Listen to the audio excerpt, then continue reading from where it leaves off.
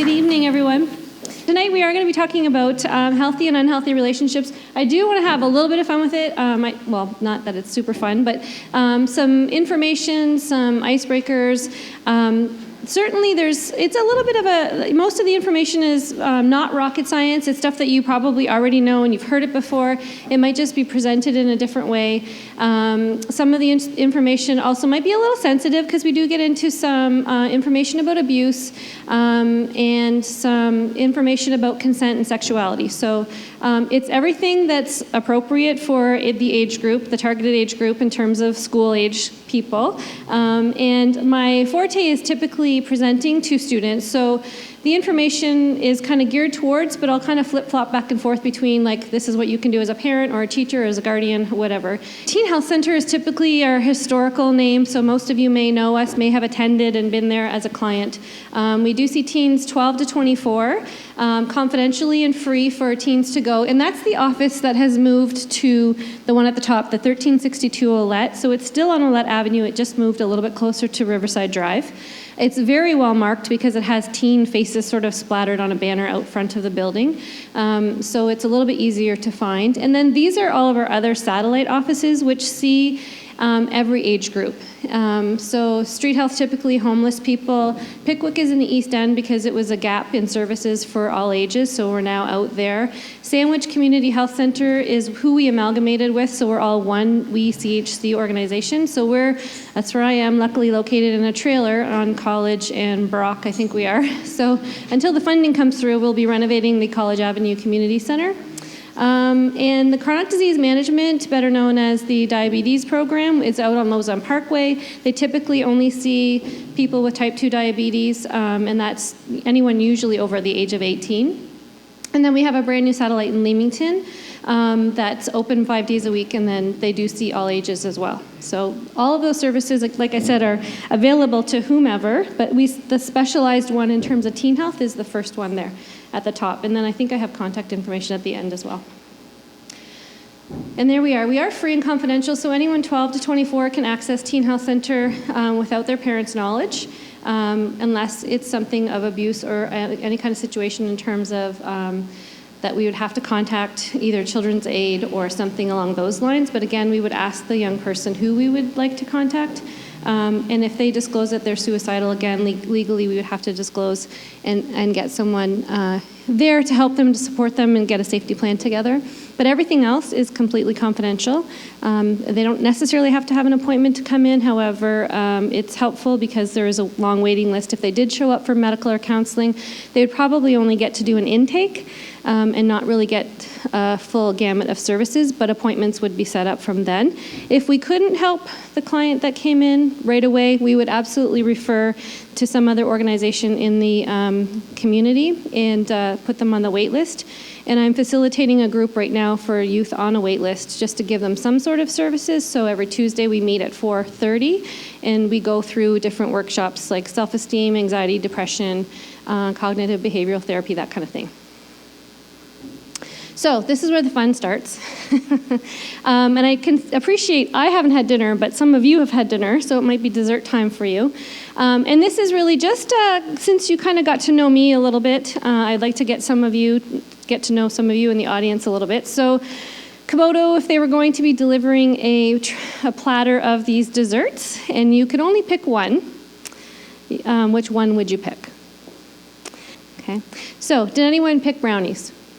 Okay, so this is what we're going to do. It's the Cosmopolitan's version of a psychological personality test. So if you picked brownies, psychologists say you are adventurous, you love new ideas, you're a champion of underdogs and a slayer of dragons. When tempers flare, however, you like to fight. You can be an oddball with a unique sense of humor and direction, and you're a very loyal person. So did that describe you at all? A little bit? Okay, anyone pick vanilla cake? With chocolate icing? Okay. Except for the icing? Nothing for a vegan and gluten.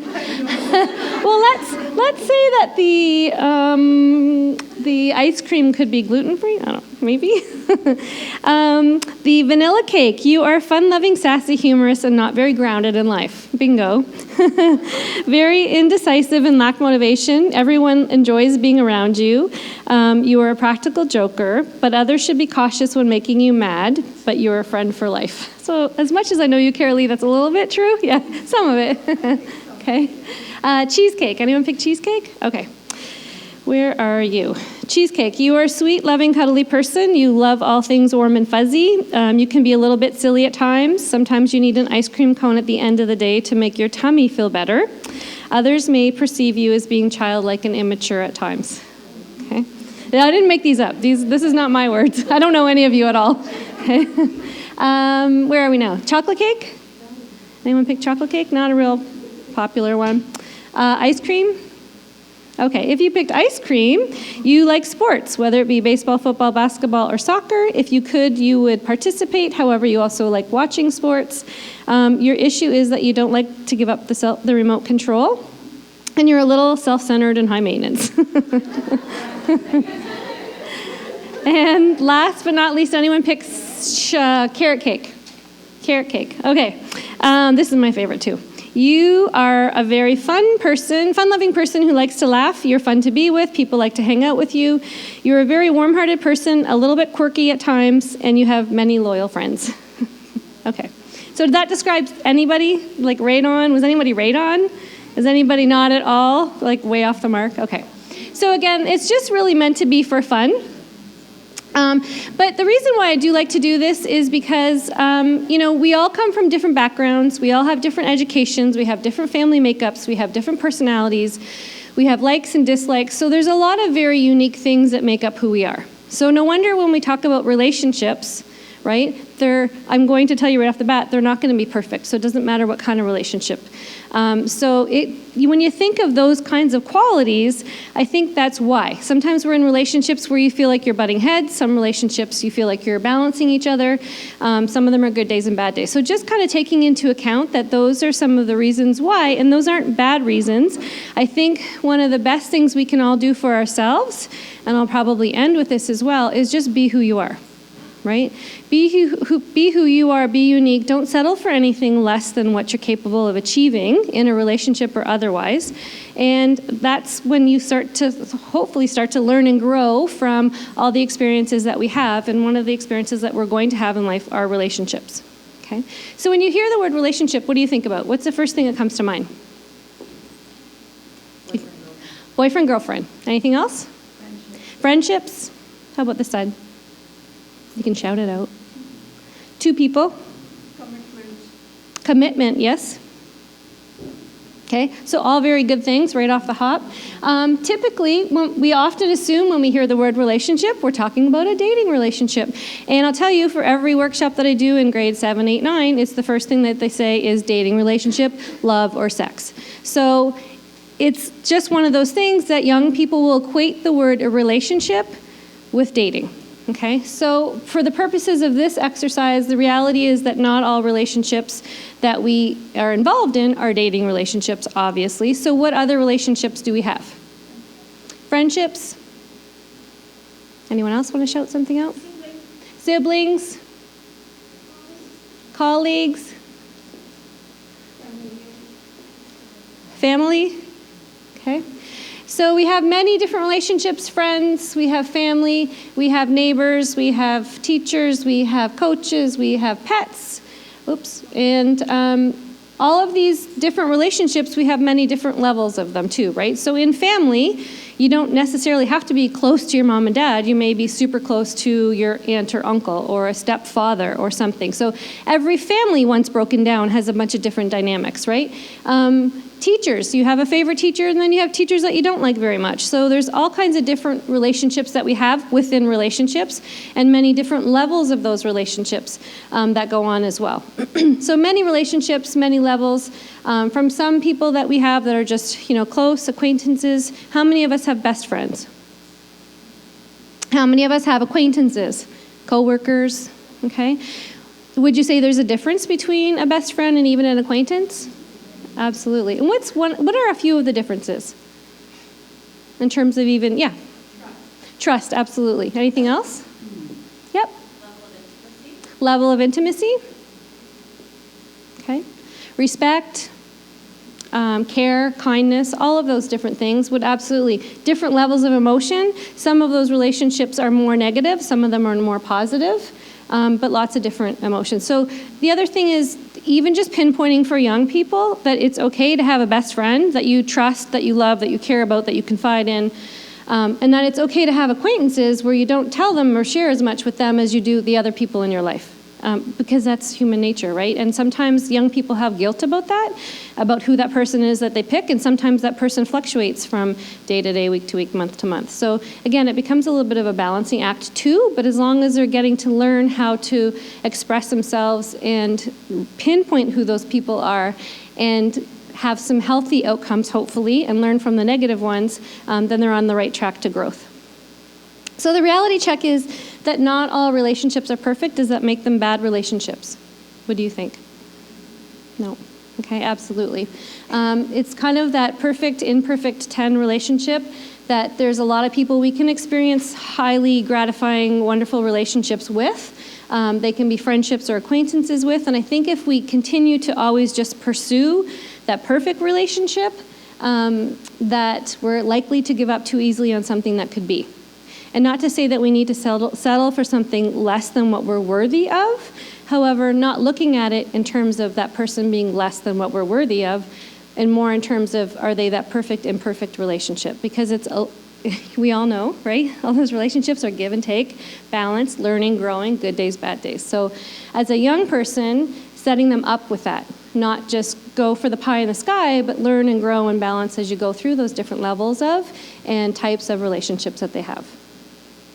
Again, the reality check is that not all those relationships will be perfect. It's perfectly normal for each friend, date, family members to have differences of opinions, good days and bad days, ups and downs, getting to know people, and big bumps in the road, right? So sometimes those big bumps in the road feel like ditches that are hard to get out of, but once again, if we learn and grow and build some strategies on how to develop, I think that that's the best thing that we can do for ourselves as role models, and for our young people too, for them to kind of figure it out for themselves, even though it can be awful to watch and see them go through it. But if you can help them but let them get through it on their own, then the better they're going to be later on in the future. So the other thing, it's hard to tell the difference between that relationship that's a bumpy road and one that's unhealthy.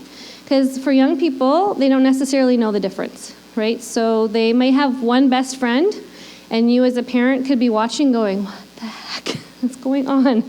This person is awful to them, right? So you might just be thinking, like, what does my son or daughter see in this person as a friend? They're not nice, they're mean, they're cliquey, they're taking some unhealthy risks, and you kind of have to support and sit by and help teach them, but at the same time, hopefully teach them what an unhealthy relationship looks like and what that feels like, how to end it, maybe how to balance it with some more positive and healthy relationships in their life as well. So often I'll go into a classroom and we'll talk about all this stuff, and we'll do the dessert exercise, and we're having a little bit of fun, and I'll throw the question out there, what does a healthy relationship look like? They're laughing, so they picture it. We're laughing, we're having fun, we're getting along, we're at the mall, we're doing whatever. So they're not really picking out maybe some of the characteristics of. And then even for the unhealthy part, there's a few things that they can say, but they're not really thinking about it unless they're in it. Then they can't really pinpoint some of the words. So I'll often give out scenarios and have the students read the scenarios and tell us whether they think it's healthy or unhealthy. And it's quite surprising, a relationship that has a lot of trust, they absolutely say, yeah, that's a good relationship, it's healthy. Oh, and a relationship where there's jealousy. Well, it just means that that person cares for them and they're worried about them. And so there can be that, they have lots of what ifs and it depends and it could look like this or could look like this. So lots of gray area. So even young people are sitting on the fence on some of the terms where we as adults may think, yeah, maybe gray area. And some were like, no, that's absolutely unhealthy. So we would go through some terms like you say positive things to each other in a healthy relationship. respect, honesty, encouraging each other, being supportive.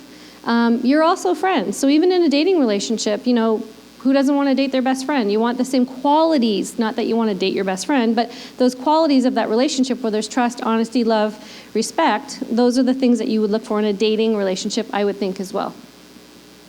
You feel safe in that relationship is important and healthy, and that you're able to have other friends and hobbies. And this is interesting because, you know, when I'll ask a group of people, young people, so your partner gets jealous when you hang out with friends and family. And do you think it's healthy or unhealthy? And some of them will say, well, you know, they just want to be part of it. They're just jealous because they don't have it too. But if it's continuous and it's controlling and it's obsessive, that's when it becomes an unhealthy. So we really always encourage young people to, you know, if you're giving up volleyball and basketball and your best friend and hanging out Saturday nights with your cousin to be with this one person in a dating relationship, it can tend, I mean, sure, maybe in the honeymoon phase a little bit, the beginning, but as the relationship goes on, you don't want to give up those things that are important to you. And it's, I think, important to encourage that in young people because they lose track of who they are. They lose track of who their friends are and what their hobbies are, and they start to morph into this other person that doesn't necessarily represent who they are. And maybe not always the positive. I'm not suggesting always the negative, but they tend to be not who they were before they came into this relationship, which could be unhealthy. And trust is always a good quality. Okay? So the unhealthy stuff, arguing all the time. You know, and some people say, no, that's just the way that we communicate. Well, maybe, but if it's heated and it's ugly and it's butting heads all the time and it's always a difference of opinion and you say black and they say white, then it's a quality of an unhealthy relationship because you don't seem to get along and it's a potential argument. I think constant jealousy, even though it's a normal human emotion that we all have, if it's constant, it's unhealthy because it doesn't allow that person to grow and develop. And it, you know, tends to put them sort of walking on eggshells, watching what they have to say, watching what they have to wear, watching what they have to do, maybe going behind their back. All of those qualities are unhealthy as well. Saying negative things, and it's not just the joking around haha once in a while, but the continuous negative things, belittling, berating, diminishing their self-esteem are all unhealthy qualities. If that person tends to start to lack in independence, maybe they were very independent and they're growing less independent because this person might be controlling and telling them what to do and always around, then it would be a quality of unhealthy as well. If any kind of fear in a relationship would be unhealthy. Any kind of threat in a relationship is absolutely unhealthy and I think worthy of getting help and support, maybe telling another adult, confiding in someone that you trust so that you can go on to get maybe some of the help and support that you need, because as you'll see as the slides go on, these are two qualities that could lead into emotional abuse, physical abuse, sexual abuse, leading to death. And it starts as early as age 11 in terms of adolescent relationships as well. Emotional control, unhealthy, where the person just feels tied to that other person because they're threatening or they're manipulating and they're making them feel bad. So any of those are unhealthy too. Judgment, that's one thing to be constructive criticism, but if it's continuous belittling, berating, then it would be negative. And sometimes young people feel that they're too sensitive, that they're maybe just taking it the wrong way, but if their friends see it and they can step in and intervene, then it's good for them to hear that and know that it's moving down the wrong track, and it could be rather quickly. And any relationship that's hurtful, whether it be physical, emotional, or sexual, would be an unhealthy relationship. So my big question, and I ask all the time, every grade that I go in, so you know these things, why do so many young people stay in relationships that are unhealthy? What do you think? Poor self-esteem? Anything else? Yep. They feel like they have to keep a commitment. Yep, they feel like they have to keep a commitment and be loyal. Yep. Yeah, there's somebody, right, paying attention to me? Anything else? They don't want to be alone? Yeah, so they don't want to be the dumper or the dumpy. They want to stick with the commitment. And part of that comes from the fear. Yep. The labeling practices, basically, it's all the labels with breakup that are the one who does breakup has a bad rep, and it continues for a long time. Yeah, it could follow you around if you're the one that's doing the breakup and the It's middle school, and then it could follow you right through to. Yeah. So you're Especially with the girls, because it's also gender stereotype. yes. Yeah, so if it's the girl that's breaking up, then it's even more of a bad reputation. She just dumps guys and she uses them. Yeah, so then there's the whole other slew of words that goes with that as well, right? Yep. I do think so many people, younger people too, seem to be addicted to the drama of that healthy relationship because it's glorified in media. Yeah, you're right. That's a good point, right? Some of the shows that they watch, that there's drama involved, and it's like their life would just stop if they didn't have to keep going, oh my gosh, and this and that, and dealing with stuff. It's exhausting to watch, but at the same time, you're right. If they don't have it, they kind of feel empty. Mm-hmm. And if they've been brought up in an atmosphere that they are familiar with, and they tend to go to that. They're comfortable with that. Yeah, if they don't know the difference, right, and they've been under the watch of a relationship that has been unhealthy, so their parents or grandparents or someone else in their family, if they don't know the difference, then they think it's okay. So what they tell me, and you're all right on, obviously, the first thing they'll say is, I don't want to be alone, right? I want to be in a relationship. I don't know what else. All my friends have someone. Why shouldn't I? So even if it's unhealthy, I'm going to stick with it because I at least have someone that I don't have to be alone. I don't know what else there is. I'm afraid to end it. And not always so much I'm afraid to end it because of fear of reprisal or being hurt, but you're right, that whole my reputation, the drama that goes with it, I can't be bothered to deal with it, all the stuff that goes hand in hand, that's the fear that's usually attached to it, so they tell me. They don't know how to end it. They don't really know the difference. They're embarrassed, so that could go along with that reputation as well. And that belief that it will get better if it's an unhealthy relationship, that they think, oh, I'll just stick it through this time. They're having a bad day. They didn't really mean it. They said these things. I think they're just, they heard it. They had a rough day. So it just kind of goes on and on and on. So these are the things that they tell me on a continuous basis, and it's consistent. It doesn't matter East End, West End, county, city. It's all the same, right? Grade 7, 8, 9. So then we would jump into the whole how to, some strategies on how to build a healthy relationship, which they don't know how to do because they're not thinking about how to build a healthy relationship. They're thinking how the heck to get out of an unhealthy one or just get out of a relationship because I can no longer be bothered to deal with the drama or the time or the commitment or the money that might be attached to it. Even if we're talking about friendships, some of those friendships that young people have are unhealthy, but again, they're kind of, if it's a small school, they've known this person their whole life, they're sort of growing apart, but they feel torn to be friends. So sometimes it can be a difficult road. And the first thing I always say to them is communicate. You have to be able to talk, right, to the people around you. And they don't know how to talk because what are they doing? They're texting all the time. They think that's the answer to everything. They can just put KK and everything's, fine. So it's not, they're really losing that skill of being able to communicate verbally with people, reading body language from other people, because you don't see it behind the screen. And, their version of someone yelling at them is, well, they put it all in capitals, so they must be mad at me. So they're not able to read the eye rolling, the slumped shoulders, the sullen face, the people stomping their feet, whatever it might be. And so they can't read the body language, but they're also not having a conversation with, I was really upset when you said that at lunch today. Instead, they just go, pff, and they're like, and then they're telling all their friends, and then you wonder why there's so much drama and chaos that happens. If they would just take 5 minutes to sort of do a face-to-face conversation with someone and say, this is what happened, I don't appreciate it, what do you want to do about it, or don't talk to me, or we'll talk about it later, I think things would be a little bit better, but there seems to be that trail of drama and chaos that goes with it. And of course, they're not going to use the language that we're using, they're going to put it in their own words, and sometimes they can't even do that because it's in their own language on text messaging anyways, but at least if they would try to, I think it would help eliminate, because if they had to face people about the stuff that they're texting, I don't think they would say and do as much as they actually are. And I really, truly do believe it's a skill that they're losing because they're just so focused on screen time anyway. So again, I hope that it comes back, like cursive writing, like one of those things we can re-implement back in the classroom or in the community. But really just getting them to communicate, learning how to compromise. And again, to compromise, you have to be able to talk. You have to be able to say, let's do this today, we'll do this tomorrow, and I get where you're coming from. Let's, so some kind of negotiation skills or something where they can problem solve and move on with in their lives in things that they want to be able to do, whether it be a school group project or going to the movies or whatever it might be. It's still just developing those skills as well.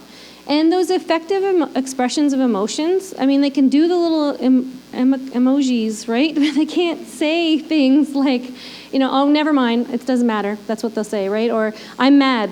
Okay, well, are you mad? Are you hurt? Are you frustrated? Are you angry as hell? Like, what's going on? Because they'll just mask it with one word because they seem to lack the vocabulary of emotions to be able to express really how they're feeling. So they blanket it with one or two words.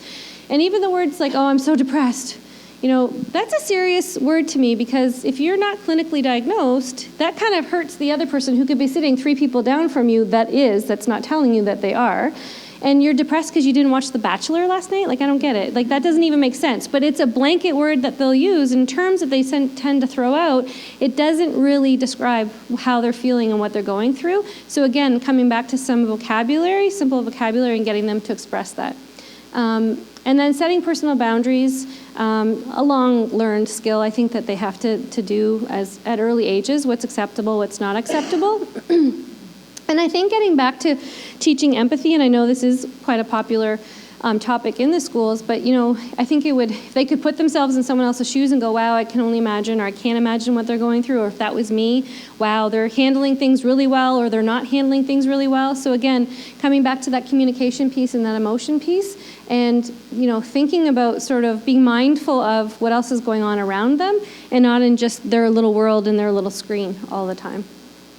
So those are skills. They're not easy ones to do. It doesn't happen overnight, but I think if collaboratively as Teen Health Center, as parents and teachers and community workers, we all kind of just work towards those things, we can kind of help steer them in the right direction. And then it helps too with the whole, what is consent? So we're getting into more of the dating relationship. What does consent look like?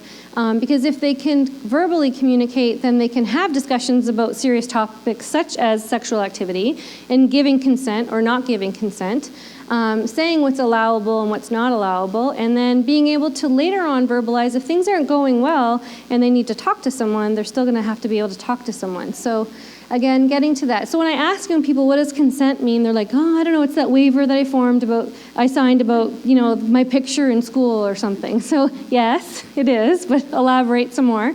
So agreeing to allow or not to allow something to happen, giving permission for something to happen or to be done. So pretty simple. They can kind of get that if you can relate it to some form that they signed. They tend to understand that a little bit. But basically, consent is, I think, one of the newer issues or topics that's in the curriculum. Talking about it as early as, I believe, grade 8. I know that at least last year in grade 10, we were discussing it a little bit more. So it does sort of come in 4 different components in terms of consent for sexual activity to happen, and we'll get into ages and all that other stuff. But it has to be clearly expressed through words and actions, so that they can create that mutually understandable permission that they both agree. So again, I tell them you have to be able to say yes or no, and say it very clearly and strongly and assertively so that your partner knows what you mean or what you don't mean. The person must also be coherent, so they must be able to make those rational, reasonable decisions. They must clearly understand the who, what, where, when, and what's about to happen of the situation. And the sleeping or the intoxication does not and cannot count as consent. The person may have said yes to something and agreed to something, but if they pass out somewhere along the line, then it's all off, right? So again, kids need to know that. They just think yes means yes and it's good to go for the rest of the duration of that activity. The person must also be willing. So consent can never be obtained where there's some sort of psychological or emotional manipulation, any kind of physical violence or threat, or an imbalance of power. So an imbalance of power, I tell them the authority people, so teachers, coaches, dance teachers, piano teachers, anyone who's older than you, a neighbor, those are people of authority that you cannot be willing to give some sort of consent to, depending on your age, which is coming up soon. Okay, and the consent must also be ongoing, and I think this is another piece that's important for young people through each step of the intimacy. So maybe they're 14 and they're having a heavy-duty makeout session and one thing leads to another, they have to both consent along the continuum to one thing leading to another.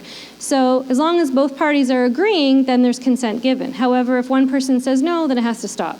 And then I had a young person ask me, I've been with my partner for, I don't know, I think she said 2 years. So yes, we're sexually active, we're 17 or 18. So every single time you're telling me that we both have to consent every single time? So I wasn't sure. I was like, yep, yep, you do, yep, you do. So I asked someone in the police department in terms of how would that look like, charge-wise, and not necessarily. So I guess if a couple has been together for a while and has consented on several occasions, the consent is sort of given. However, if at any time one person says no, then no means no. So it doesn't matter if you've been together for 2 years dating and they're sexually active 3 days a week. If that third day a week, the following week, the person said no, no means no. So that's when things can get a little dicey. So both parties have to understand that, that's still legit. And depending on ages, it depends on if charges are pressed or whatever is going to happen after that. But that is a potential possibility that could happen. So what does it mean? Just very clearly, yes, only yes means consent. So if the person says yes, then that means yes. And again, it has to be in every step of the continuum during the activity. By not saying no doesn't mean yes, and no means no, right? So very clear, very simple. Again, having to use language that sometimes young people get confused with. So in terms of age of consent, the law came into place in 2001 in order to protect young people from sexual predators. So this is why there's the age of consent law, but then there's a close in age law we'll talk about on the next slide. So you must be 16 years old to consent to engage in sexual activity as long as the sexual activity is not exploitive. Exploitive sexual activity includes prostitution, pornography, relationship of trust or authority, or dependency that is otherwise exploitive. So kind of self-explanatory. I think that we've all talked about the age of consent being 16 for as long as I can remember, which is correct. However, in terms of consenting to the exploitive sexual activity, a person must be 18 years of age to be able to consent to that. So the two close in age laws are what I do tell people as young as, obviously, grade 7. If they're 14 or 15, they may consent to having sexual activity with someone who is less than 5 years older than them. So the next part is do the math. So they'll go, oh. But not younger. So a 14-year-old obviously isn't going to be with someone younger than them, so it's older than them. And a 12 and 13-year-old may consent to sexual activity with a partner who is less than 2 years older than them. So sometimes I get faces that are like, really? Wow, that would never happen. And some people are like, I better check with my younger sibling. So these, again, are close in age exceptions that require the sexual activity to be non-exploitive.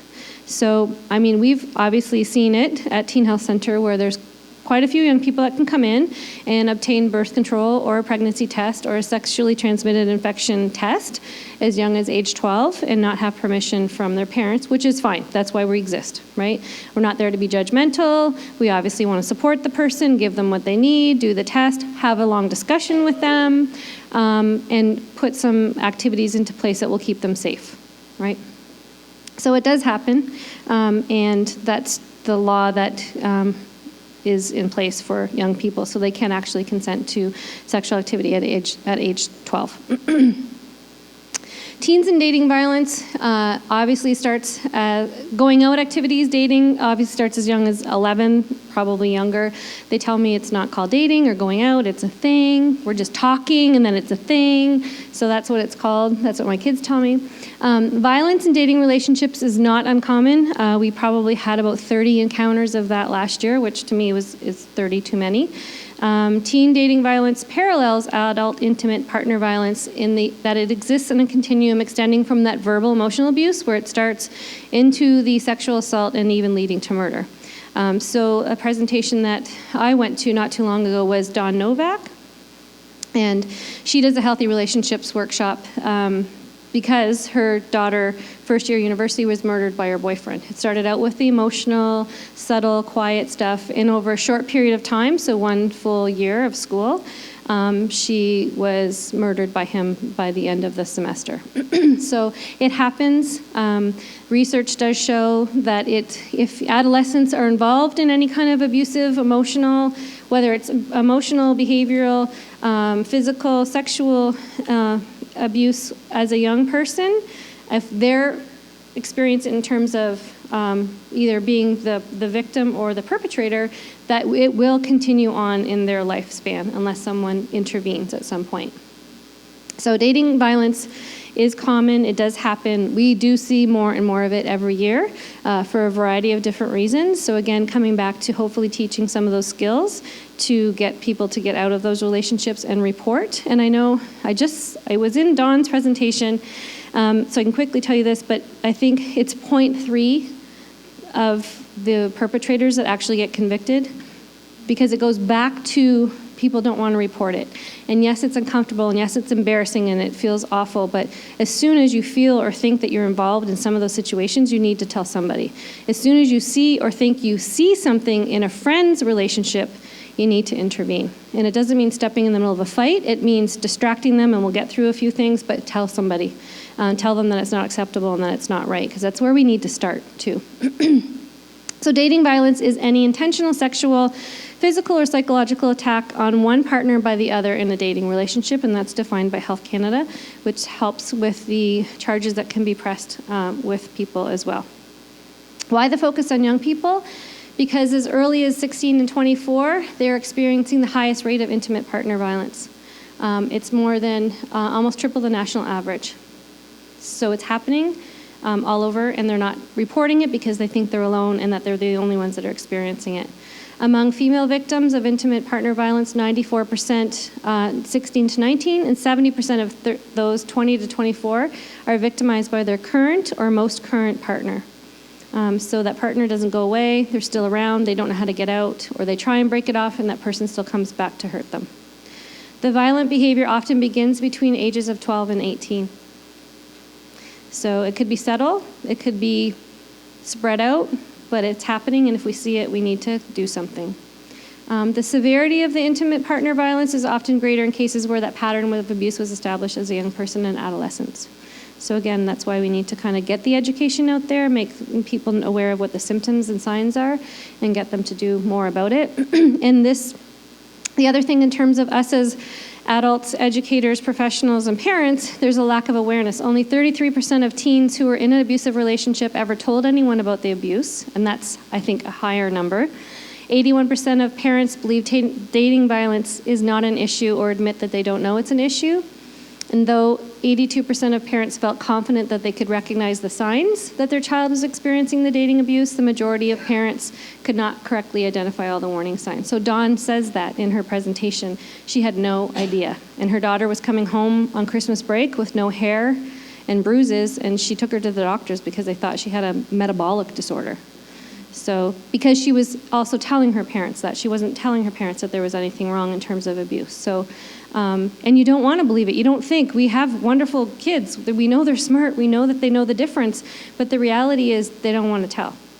So we sometimes need to do a little digging, and we need to also educate them as peers for other people around them. So it is all serious because they don't necessarily see the starting signs of the emotional part. The physical part, yeah, they know. It's the hitting, choking, kicking, but it often doesn't start that way. It starts out with the emotional, the insulting, the controlling, the threatening, the stuff that seems like, I'll just brush it off this time. Oh, they didn't really mean it. The sexual assault, the unwanted sexual touching, well, sometimes in a relationship they feel like they're supposed to. That's my role, right? Because they're my partner. I've agreed to it once. I gave, we had tea Tuesday, Wednesday, Thursday, so I guess today's Friday. It's time for me to, have tea again. The other part, that psychological piece, that insult, the jealousy, the control, the continuous threatening to break up. I'm going to break up with you if you don't do this. I'm going to break up with you if you tell anyone. I'm going to break up with you if you do this. So those continuous ones. Hurting the reputation, social media, gossip, lying, the harassment after a breakup where the person feels that they just can't get away. And it's never ending. And in a relationship, it's not stoic, it's fluid, right? So it continues, it goes back and forth. So yeah, we're going to have good days and bad days. There's going to be bumps in the road. We're going to get over stuff. But again, if it's going too much towards the unhealthy, we have to continuously recognize those signs to either bring it back to making it more healthy or get out of the relationship. And that's the other part where young people don't really know what to do and how to do it. I do have some flyers at the back that have breakup do's and don'ts, and some other information as well. So just, getting people to be aware of healthy is green, unhealthy, and then the abusive should be, bright red, stop, get out, more than just caution. So in terms of what to do as a bystander, it's the same as when we're in a bullying situation. We've been learning about bullying since kindergarten, if not sooner. You see a situation for potential harm, someone's being mean, hurtful, pressuring, and verbalizing some mean things. What do? Do we back away? Do we walk away? It's not my business. I don't want to get involved. Some people, right, think I'm not getting involved. It's nothing to do with me. But often we're told at a young age, get involved by telling an adult that there's something going on.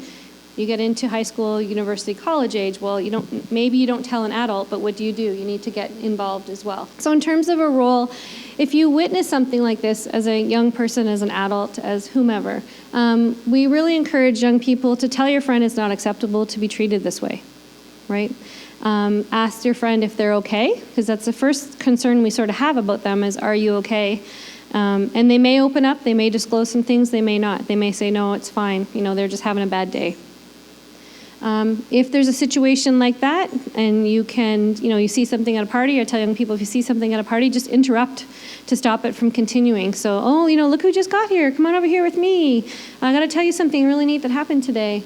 Or distract them, did you see whatever show last night, or did you guys go to the movies last night? So distracting, interrupting, dissuading the situation from something that could potentially become a little bit more harmful. And speaking up, just right in the middle of the situation saying, hey, you know what, that's not cool, that's not funny. It's not acceptable. I mean, if the person has the courage to do it, saying it right to that person's face could speak volumes, right? That's not cool, that's not funny, you're being mean, you're mistreating that person, bug off. And then getting help or tell an adult could certainly, prevent a lot of things from happening in a future time. And then, just encouraging young people to be assertive, standing up for themselves, believing that they deserve to be in a respectful, trustful, healthy relationship, telling someone, a trusted friend or adult. So really that's one of the first things is, who do you trust, who can you go to? It doesn't have to be your mom, it doesn't have to be your dad. It could be, if you're close to your neighbor, if you're close to your aunt or your niece or your best friend's mom, then tell somebody.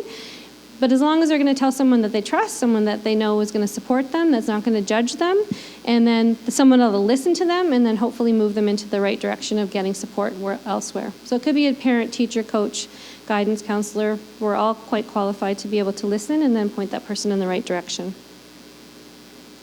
So in terms of contact information, there's lots of different agencies in the city and the county that can be supportive for young people. Even if parents or teachers have questions or concerns, they can certainly call any of these organizations. All of them treat young people with the utmost respect. We're just so fortunate and glad that we have services available, and we're happy when young people come in and they tell us what's going on. Hopefully it's preventative before it gets to be a situation that's too sticky. We are never judgmental. We want to absolutely point people in the right direction. Kids Help Phone, I guess, is a quite popular one. It would be more of an anonymous phone call that a person would make. The other ones are local, where you would get an actual person and they would support you sort of right on the spot. Okay, so this is sort of the end of the presentation.